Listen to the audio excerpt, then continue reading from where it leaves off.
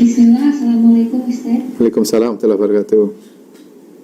Ustaz, saya mau bertanya, bagaimana jika ada teman yang menceritakan aibnya, jadi dia tuh karena pengen merasa tenang aja gitu Ustaz. Iya. Iya, apa namanya ya?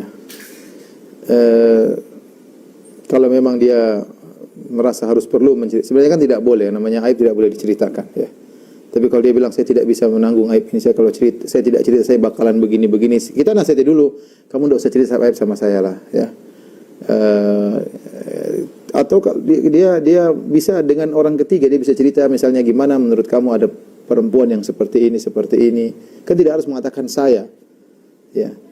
Tetapi kalau seandainya ternyata dia bilang saya tidak mampu, saya bakalan begini, ya udah, kita menolak mudarat lebih besar dengan mudarat lebih kecil.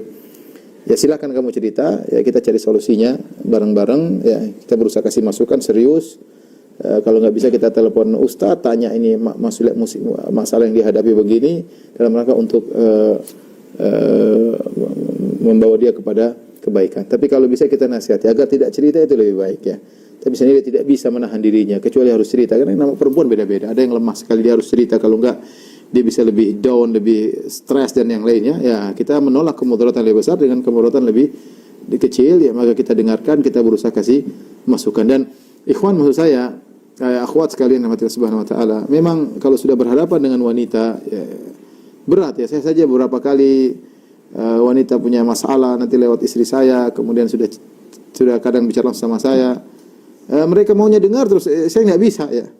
Terus saya harus kasih keputusan, kamu jalankan, coba ya. Dan mereka memang butuh teman bicara ya. Saatnya kalau kita punya waktu, kalau kita nggak ada kegiatan, nggak apa-apa lah kita jadi pendengar setia ya.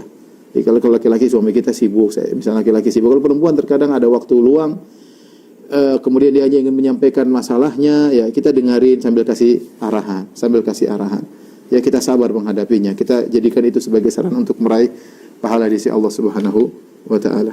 Wallahu alam bisawab. Ini saja kepada ibu yang dirahmati Allah Subhanahu wa taala, kepada ibu-ibu majelis taklim Sisesa.